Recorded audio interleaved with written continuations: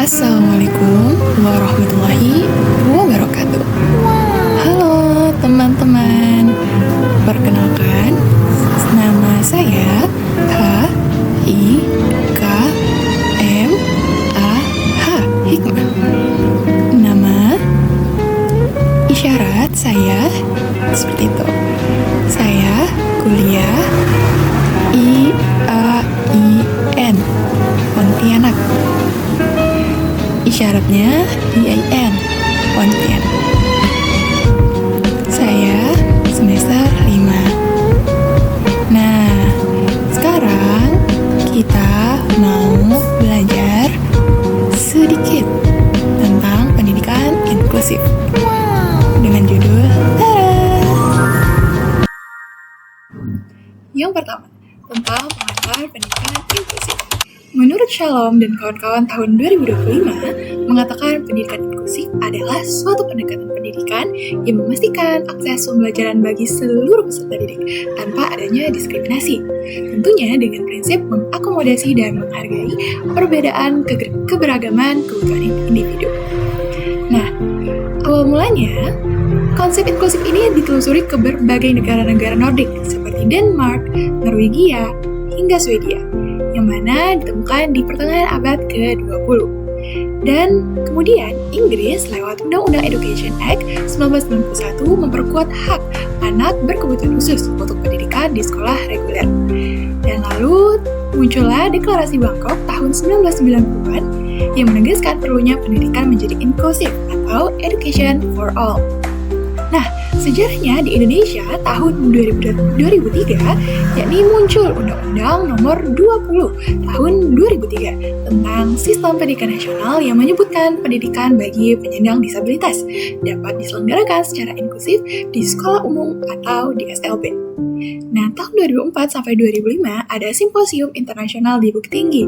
Lalu, mulai dari itu, sekolah inklusif mulai dikembangkan di berbagai provinsi atau kabupaten dengan regulasi dan kebijakan disusun untuk. Nah, menurut Pitanza dan kawan-kawan, tahun 2023, pendidikan inklusif itu bertujuan untuk memberikan kesempatan belajar yang setara bagi semua peserta didiknya dengan cara menghapus segala bentuk diskriminasi dan hambatan yang menghalangi, atau seluruh peserta didik dengan penyandang disabilitas bisa berpartisipasi secara penuh di sekolah. Nah, menurut Wulandari dan kawan-kawan, tahun 2024 menyebutkan bahwa manfaat dari pendidikan inklusif ini terutama bagi peserta didik diantaranya meningkatkan rasa percaya diri karena mereka merasa lebih diterima dan dihargai. Kemudian, anak jadi belajar menghargai perbedaan, memahami kelebihan dan keterbatasan diri, serta tidak mudah meremehkan orang lain. Dan anak jadi memiliki keterampilan sosial seperti simpati, empati, suka menolong, berbagi, dan senantiasa bermain bersama. Yang kedua, tentang sekolah inklusif. Menurut Susilo Heti tahun 2023, terdapat beberapa prinsip penyelenggaraan sekolah inklusif. Yang pertama, pemerataan serta peningkatan akses dan mutu. Maksudnya adalah sekolah inklusif memberi kesempatan pendidikan bagi semua anak dan tentunya meningkatkan kualitas pembelajaran dengan metode yang beragam. Contohnya, sekolah menyediakan jalur landai dan toilet khusus bagi siswa pengguna kursi roda. Atau, sekolah menyediakan buku braille atau alat bantu dengar bagi siswa tunanetra atau tunarungu. Prinsip yang kedua, partisipasi dan kesetaraan. Contohnya adalah guru memberikan kesempatan yang sama bagi setiap siswa untuk berpendapat, bertanya, dan berkontribusi di dalam kelas. Lalu prinsip yang ketiga, kebutuhan individual, di mana pendidikan disesuaikan dengan kemampuan dan kebutuhan masing-masing anak. Contohnya, guru membuat rencana pembelajaran individual atau RPI untuk siswa berkebutuhan khusus, misalnya bagi anak dengan autisme atau disleksia. Lalu, prinsip yang selanjutnya adalah kebermaknaan, di mana sekolah harus bisa menciptakan sekolah yang ramah dan menghargai perbedaan. Contohnya, sekolah sekolah mengadakan kegiatan seperti Hari Peduli Inklusif untuk menumbuhkan kesadaran dan juga sikap positif terhadap keberagaman. Dan prinsip selanjutnya adalah keberlanjutan, di mana diselenggarakan terus-menerus di semua jenjang pendidikan. Contohnya, sekolah melakukan evaluasi rutin terhadap perkembangan akademik dan juga sosial siswa berkebutuhan khusus setiap semesternya. Dan prinsip yang terakhir adalah kolaborasi, yakni melibatkan seluruh komponen pendidikan dalam pelaksanaan sekolah inklusif, mulai dari guru, GPL atau guru pendamping khusus, orang tua, dan tenaga ahli seperti psikolog, terapis, atau konselor, di mana bekerja sama untuk membuat dan memantau program pembelajaran anak berkebutuhan khusus. Yang ketiga, model dan kolaborasi dalam pendidikan inklusif. Menurut Ramadhani, tahun 2025 menjelaskan model pendidikan inklusif terpadu dan kolaboratif adalah sebuah sistem pendidikan yang menggabungkan peserta didik berkebutuhan khusus dengan peserta didik yang reguler dalam satu lingkungan belajar yang sama. Tentunya dengan dukungan kerjasama antara guru reguler, guru pendukung atau guru pendamping khusus, lalu orang tua dan tenaga ahli untuk menyesuaikan proses pembelajaran agar sesuai dengan kebutuhan masing-masing peserta didiknya. Dan untuk membantu kesulitan yang dialami oleh anak berkebutuhan khusus, di sekolah terpadu disediakan guru pendamping khusus atau GPK. Nah, GPK sendiri berfungsi sebagai konsultan bagi guru kelas, baik kepala sekolah atau anak berkebutuhan khusus itu sendiri.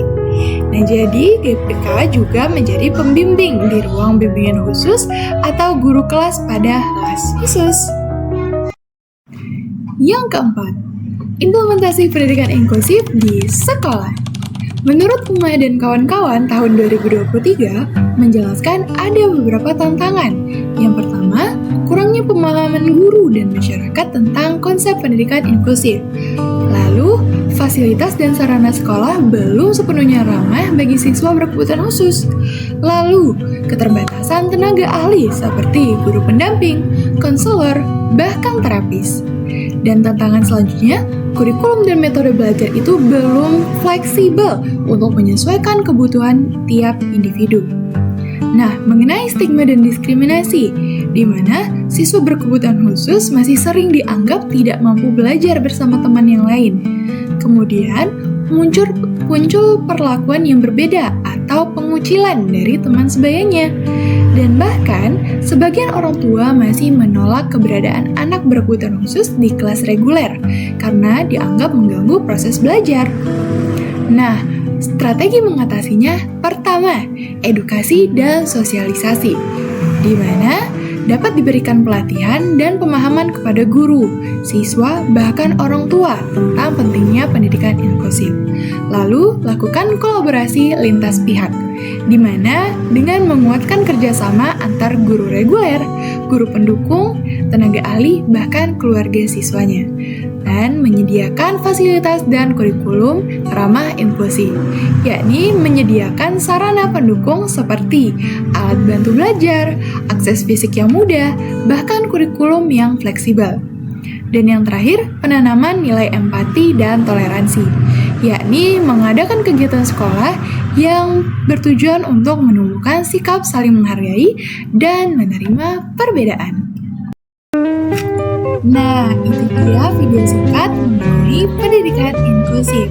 Semoga apa saja yang sudah saya sampaikan bisa menjadi manfaat untuk kita dan menambah wawasan tentunya. Saya Hikmah Fadilan dengan NIM 123017, absen 15, mengucapkan banyak terima kasih.